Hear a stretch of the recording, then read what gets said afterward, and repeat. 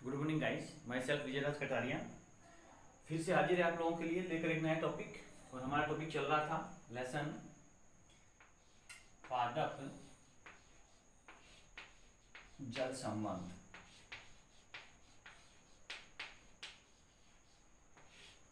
Class 12।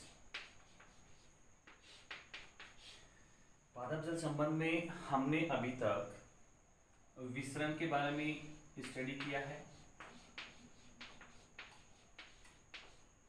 Okay guys, और आज हम बात करने वाले हैं सेकंड पॉइंट, परासरण।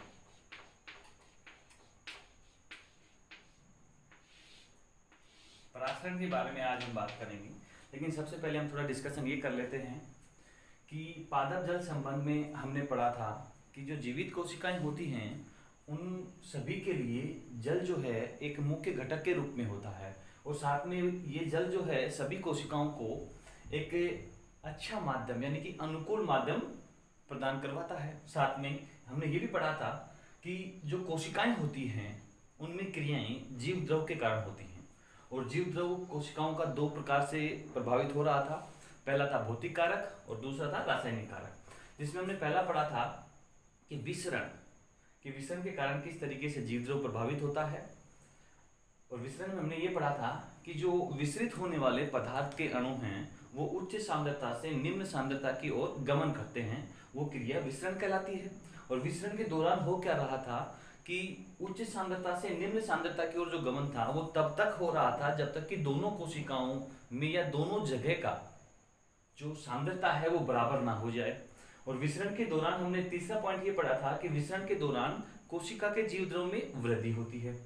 सेम उसी प्रकार ये परासरण की क्रिया होती है। तो दूसरा टॉपिक आज हम पढ़ने वाले हैं कि इसमें भी यही होगा कि जो पदार्थ के अणु जो हैं वो उच्च सांद्रता से निम्न सांद्रता की ओर गमन करेंगे, लेकिन इसमें कंडीशन ये रहेगी कि विसरण में तो उच्च सांद्रता से निम्न सांद्रता की ओर गमन कर रहे थे बिना किसी माध्यम के, ठीक है। लेकिन इसमें क्या होगा परासरण की क्रिया में कि जो पदार्थ के अणु हैं वो उच्च सांद्रता से निम्न सांद्रता की ओर गमन तो करेंगे, लेकिन उनके बीच में एक अर्धपारगम्य झिल्ली होगी, और वो क्रिया क्या कहलाएगी? परासरण कहलाएगी। तो गाइस हम शुरू करते हैं कि परासरण क्या है। देखिए, विलायक के अणुओं का, आप साथ में राइट करते हुए चलें।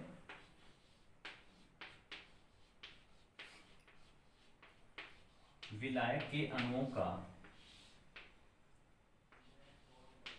अर्धपारगम्य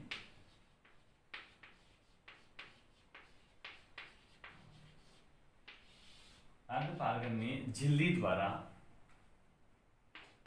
उच्च सांद्रता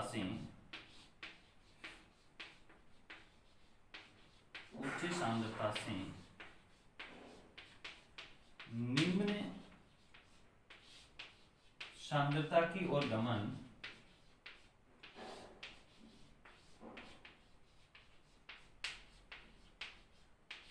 ओर गमन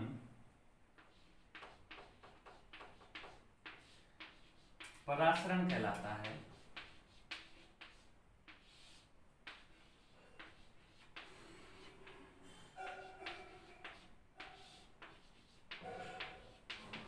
तो गाइस देखिए, परिभाषा हम यहाँ पर देखते हैं क्या लिखा हमने कि विलायक के अणुओं का अर्धपारगम्य झिल्ली द्वारा उच्च सांद्रता से निम्न सांद्रता की ओर गमन परासरण कहलाता है।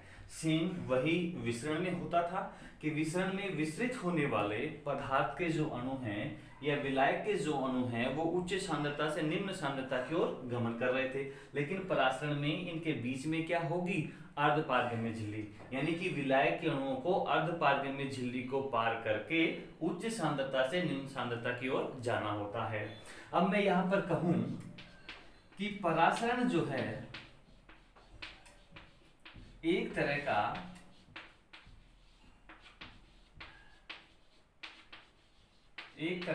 विसरण ही है,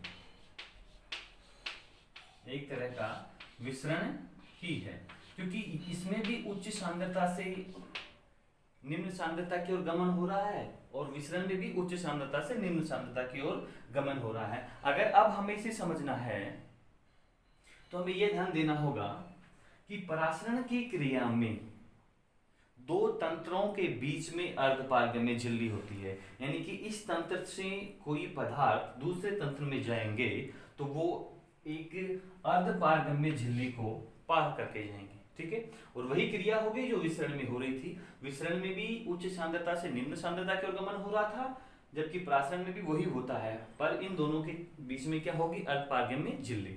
हमने विसरण में ये देखा था कि विसरण के दौरान पदार्थ का जो जीव द्रव था वो बढ़ रहा था।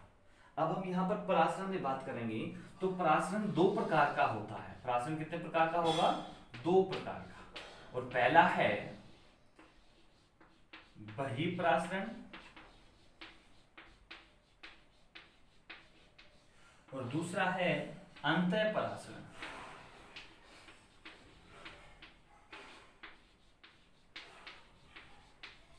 परासरण कितने प्रकार का होगा, दो प्रकार का होगा, बहिःपरासरण और अंतःपरासरण।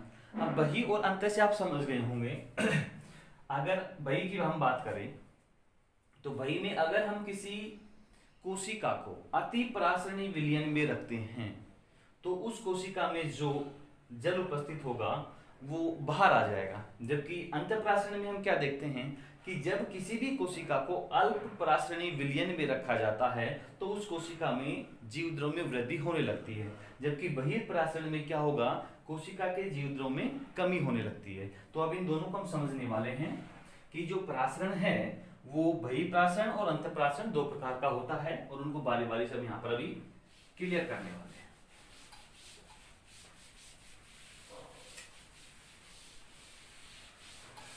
तो पहले हम बात करेंगे अंतःपरासरण की। पहला है अंतःपरासरण।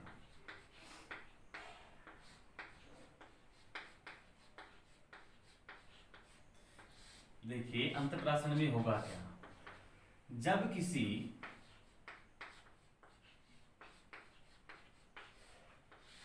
पादप कोशिका को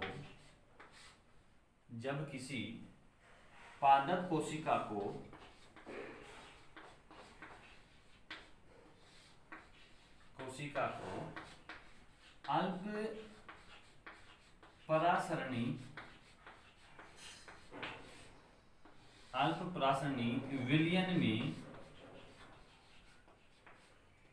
विलयन में रखा जाता है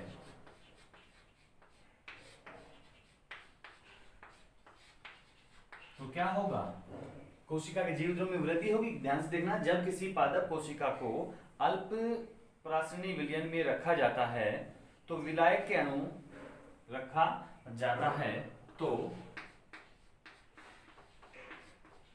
विलायक के अणु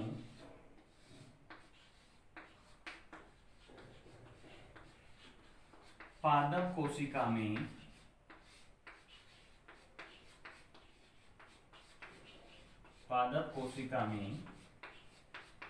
प्रवेश कर जाते हैं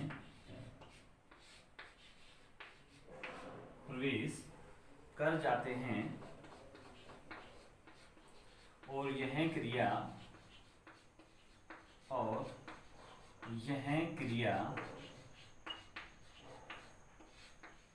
अंतःपरासरण कहलाती है। अंतःपरासरण कहलाती है। गाइस ध्यान देना, हमने क्या लिखा है कि जब किसी पादप कोशिका को अल्प परासरणी विलयन में रखा जाता है तो विलायक के अणु अर्थात जल के अणु उस पादप कोशिका में प्रवेश कर जाते हैं और यह क्रिया अंतःपरासरण कहलाती है। अब देखिए, जब विलायक के अणु पादप कोशिका में प्रवेश करेंगे तो उस पादप कोशिका का जीव द्रव बढ़ जाएगा, तो पादप कोशिका के जीव द्रव में वृद्धि होती है। जीव द्रव में वृद्धि होती है अंतःपरासरण के द्वारा। अब इसको हम एग्जाम्पल से समझते हैं। एक हम बीकर लेते हैं और बीकर के अंदर हम एक सॉल्यूशन भर देते हैं, यानी कि पानी इसके अंदर भर देते हैं। ये बीकर है,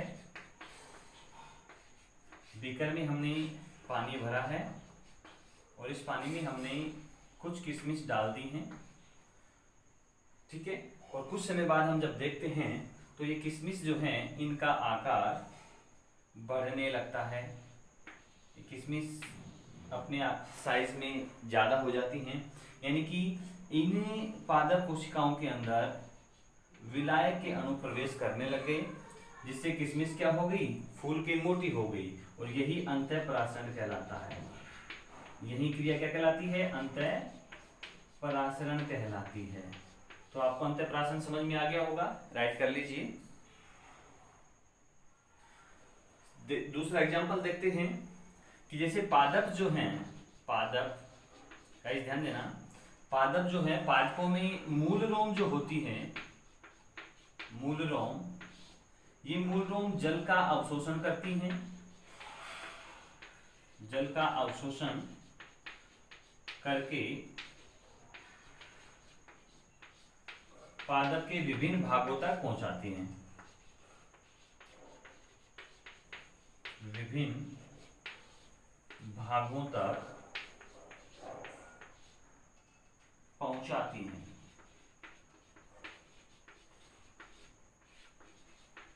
तो हमने क्या कहा है कि अंतःपराशरण हम बड़े आसान तरीके से यहां समझ रहे हैं कि अंतःपराशरण में क्या होगा कि जब किसी पादप कोशिका को अल्प पराशरणीय विलयन में हम रखेंगे तो विलायक के अणु जो हैं, जल के अणु जो हैं, उस पादप कोशिका में प्रवेश कर जाएंगे और पादप कोशिका का जीव द्रव बढ़ जाएगा, यानी पादप कोशिका का आकार बढ़ जाएगा। इसके एग्जाम्पल हम देखते हैं कि जब किशमिश को किसी अल्प पराशरणीय विलयन में रखा जाता है तो विलायक के अणु से किशमिश में पहुंच जाते हैं और किशमिश का आकार दुगना हो जाता है। उसी प्रकार पादपों में जो मूल रोम होती हैं, वो मूल रोम जल का अवशोषण करती हैं, वो भी एक अंतःपराशरण की क्रिया के द्वारा ही होता है। अब सेकंड हम यहाँ पर बात करेंगे बहिर्पराशरण।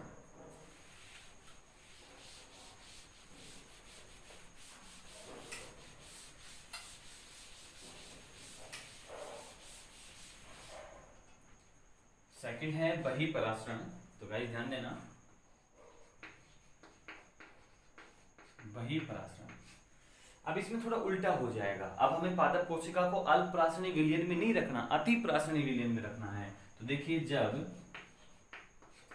पादप कोशिका को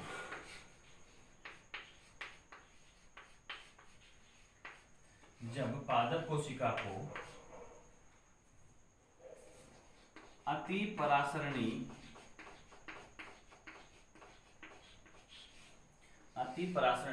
विलयन में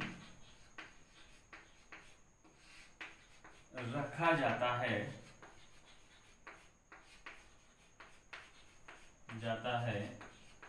तो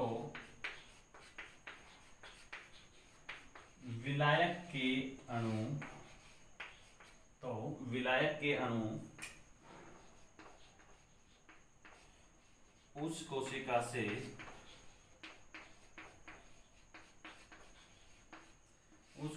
से बाहर निकलने लगते हैं,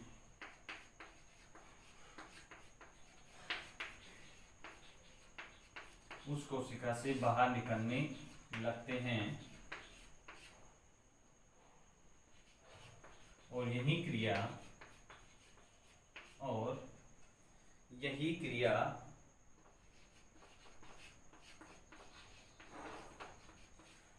बहिर्पराशरण कहलाती है।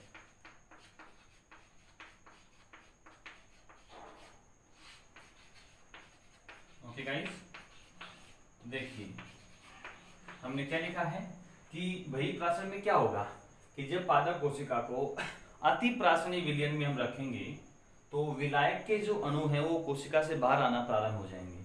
गाइस, आपने देखा होगा कि खेतों के अंदर जो फसलें पैदा होती हैं, उन फसलों को अगर हम आवश्यकता से ज्यादा खाद देंगे तो फसलें नष्ट हो जाती हैं। तो पहला एग्जाम्पल इसमें हम क्या लिखेंगे कि खेतों में आवश्यकता से अधिक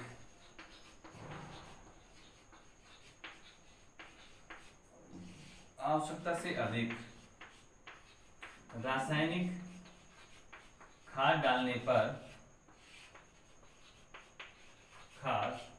पर फसल का नष्ट हो जाना, फसल का नष्ट हो जाना। तो ये एग्जाम्पल है बहिर्प्राशन का। अगर हम आवश्यकता से अधिक खाद अगर फसलों में डालेंगे, खेतों में डालेंगे, तो पूरी फसल नष्ट हो जाएगी। सेकंड भाग, अंगूर को शर्करा के विलयन में रखने पर, अंगूर को शर्करा के विलयन में रखने पर अंगूर जो है वो किशमिश बन जाएगा। ओके गाइस, क्या लिखा हमने? अंगूर को शर्करा के विलयन में रखने पर उसका सिकुड़ जाना, उसका सिकुड़ जाना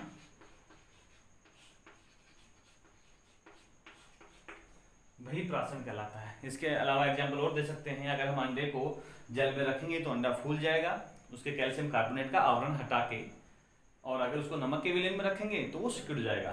तो जैसे हम पानी में रखेंगे तो वो तंत्रप्राशन कहलाएगा, क्योंकि अंडा उसमें फूल जाता है। जबकि बहिर्प्राशन में क्या होगा? अगर अंडे को हम नमक के घोल में रखेंगे तो अंडा सिकुड़ना प्रारंभ हो जाता है, तो वो बहिर्प्राशन है। तो गाइस, हमने प्राशन को समझा। प्राशन की क्रिया विसरण की तरह ही होती है, लेकिन प्राशन में क्या होगा कि इनके बीच में एक अर्धपारगम्य झिल्ली होती है, और अर्धपारगम्य झिल्ली को पार करके ही विलाय के अणुओं को दूसरी तरफ जाना होता है। और प्राशन जो है वो दो प्रकार का होता है, अंतःप्राशन और बहिर्प्राशन। अंतःप्राशन में हमने देखा था कि जब किसी पादप कोशिका को अल्प प्राशनीय विलयन में रखा जाता है तो विलायक के अणु उस पादप कोशिका में प्रवेश करने लगते हैं, वो क्रिया अंतःप्राशन कहला रही थी। जैसे किशमिश को पानी में रखा, किशमिश फूलने लग गई, ठीक है। उसी प्रकार बहिर्प्राशन में क्या हो रहा था? जब किसी पादप कोशिका को अति प्राशनीय विलयन में हम रखते हैं तो विलायक के अणु उस पादप कोशिका से बाहर निकलने लगते हैं, वो क्रिया बहिर्प्राशन थी। अब इसका एग्जाम्पल हमने देखा था कि अगर हम खेतों में आवश्यकता से अधिक खाद डालेंगे तो फसल नष्ट हो जाती है। साथ में हमने दूसरा एग्जाम्पल देखा था कि अंगूर को अगर शर्करा के विलयन में रखते हैं तो अंगूर जो है वो सिकुड़ने लगता है। तो आज हमने परासरण पढ़ा है, जो किसी भी कोशिका के जीव द्रव को प्रभावित करता है। हमने विसरण पढ़ लिया था, दूसरा हमने पढ़ा परासरण। ओके गाइस, धन्यवाद।